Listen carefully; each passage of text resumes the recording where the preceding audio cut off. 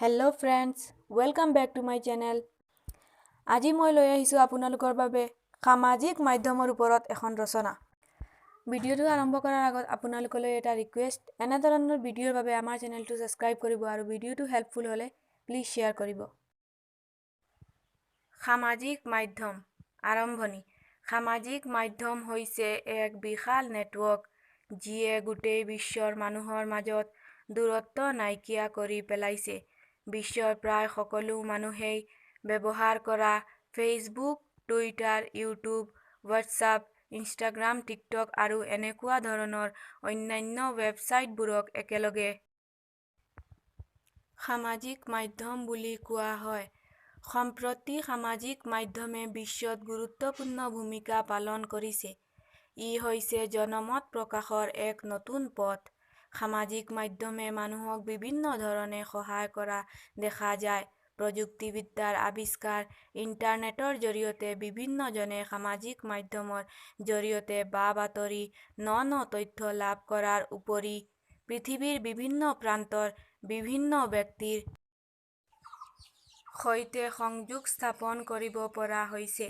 নিজৰ সুপ্ত প্ৰতিভা বিকাশৰ বাবে আজিকালি এখন মঞ্চ হৈ পৰিছে সামাজিক মাধ্যম। আচলতে সামাজিক মাধ্যমে মানুহৰ জীৱন প্ৰণালীৰ ৰেহ-ৰূপ বিভিন্ন ধৰণে সলাই পেলাইছে। মানৱ জীৱনত সামাজিক মাধ্যমৰ প্ৰভাৱ। মানৱ জীৱনত সামাজিক মাধ্যমৰ গুৰুত্ব। বৰ্তমান সময়ত সামাজিক মাধ্যম হৈছে এক গুৰুত্বপূৰ্ণ অংগ। বিশ্বৰ বেছিভাগ মানুহ আজিকালি সামাজিক মাধ্যমৰ লগত জড়িত। মানুহৰ জীৱনত পৰা সামাজিক মাধ্যমৰ প্ৰভাৱ বা গুৰুত্বৰ কথা যিমানেই কোৱা হ'ব সিমানেই কম বুলি ভাবোঁ, কিয়নো দৈনিক মানুহ বেছিভাগ সময় সামাজিক মাধ্যমত কটোৱা দেখা যায়। সামাজিক মাধ্যমে মানুহক সহায় সহযোগিতা কৰি আহিছে। শিক্ষা, ব্যৱসায়, বাতৰি সম্পৰ্ক আদি বিভিন্ন ক্ষেত্ৰত। শিশু, বৃদ্ধকে ধৰি সকলো শ্ৰেণীৰ মানুহে সামাজিক মাধ্যমৰ ব্যৱহাৰ কৰা দেখা যায়। ভাৰতৰ সৰ্বাধিক ক্লিক কৰা সামাজিক মাধ্যমৰ ৱেবছাইটবোৰ হৈছে Google, Facebook, WhatsApp, YouTube, TikTok, Instagram আদি। সহজ কথাত ক'বলৈ গ'লে বৰ্তমান সময়ত সামাজিক মাধ্যমক এৰাই চলা মানৱ সমাজৰ বাবে এক প্ৰকাৰৰ অসম্ভৱ। উপকাৰ। সামাজিক মাধ্যমে আমাৰ যি উপকাৰ কৰিছে সেয়া সঁচাকৈয়ে লেখত ল'বলগীয়া। সামাজিক মাধ্যমৰ জৰিয়তে আমি ঘৰতে বহি বিশ্বৰ খা-খবৰ মুহূৰ্তৰ ভিতৰতে লাভ কৰিব পাৰি। ছাত্ৰ-ছাত্ৰীসকলে শিক্ষাৰ ক্ষেত্ৰত সহায় সহযোগিতা পোৱাৰ লগতে নিজৰ ৰিজাল্ট অতি সোনকালে আৰু শুদ্ধভাৱে পাবলৈ সক্ষম হয় একমাত্ৰ সামাজিক মাধ্যমৰ জৰিয়তে। ইয়াৰ জৰিয়তে মানুহে নিজৰ ব্যৱসায় চলাবলৈ সক্ষম হৈছে। উদাহৰণস্বৰূপে সামাজিক মাধ্যমৰ জৰিয়তে চলা বৃহৎ প্ৰতিষ্ঠান ফ্লিপকাৰ্ট, এমাজনৰ কথা ক'ব পাৰি। এনে ধৰণৰ ব্যৱসায়ে ক্ৰেতা-বিক্ৰেতা দুয়োৰো সহায় কৰে। কিছু ব্যক্তিয়ে কিছুমান ৱেবছাইটৰ জৰিয়তে লাখ লাখ টকা উপাৰ্জন কৰা দেখা যায়। সামাজিক মাধ্যমক সম্পৰ্কৰ মাধ্যম বুলি ক'লেও বহাই কোৱা নহ'ব, কিয়নো কেতিয়াবা বিচ্ছিন্ন হোৱা নিজৰ সম্বন্ধীয় বা বন্ধুবৰ্গৰ লগত পুনৰ সম্পৰ্ক স্থাপন কৰাই দিয়ে ইয়ে। ইয়াৰ উপৰিও ন ব্যক্তিৰ সৈতে বন্ধুত্ব স্থাপন কৰায়। সামাজিক মাধ্যমৰ জৰিয়তে মানুহে নিজৰ প্ৰতিভা বিশ্ববাসীৰ আগত দাঙি ধৰাৰ ফলত বহুতৰে জীৱন ৰেখা সলনি হৈ গৈছে। পুৰণি যিকোনো তথ্য আমি সামাজিক মাধ্যমৰ জৰিয়তে সহজে লাভ কৰিব পাৰি। মানুহে নিজৰ কাম অতি সোনকালে আৰু সহজভাৱে কৰিবলৈ সক্ষম হয় ইয়াৰ জৰিয়তে। মুঠতে সামাজিক মাধ্যমৰ বিভিন্ন উপকাৰে গোটা বিশ্বক উন্নতিৰ ফালে লৈ যাবলৈ সহায়ক হৈছে। অপকাৰ।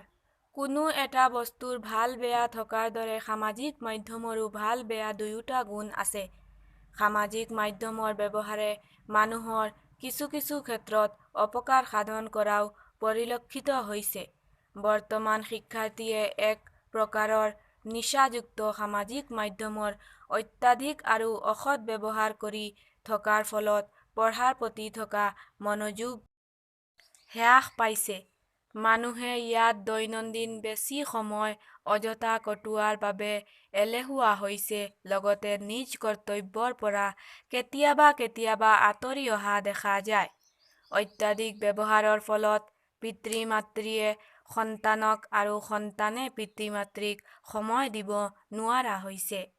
ফলত কিছু ক্ষেত্ৰত শিশুৰ নৈতিক চৰিত্ৰ বিকাশত অভাৱ হোৱা দেখা গৈছে।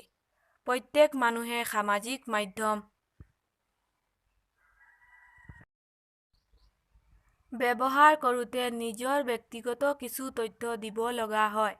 কেতিয়াবা কোনো অসৎ লোকে ইয়াৰ অপব্যৱহাৰ কৰা দেখা যায়।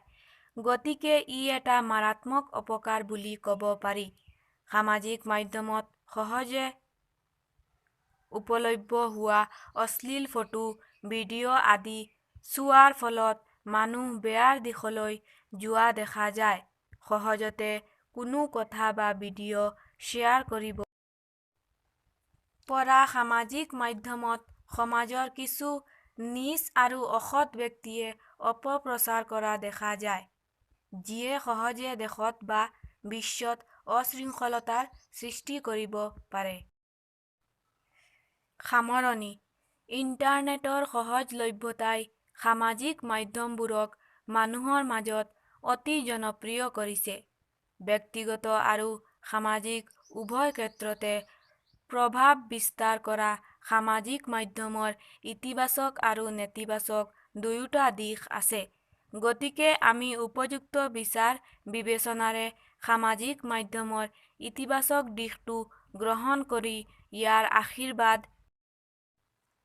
গ্ৰহণ কৰাটো আমাৰ বাবে উচিত আৰু অতি প্ৰয়োজন।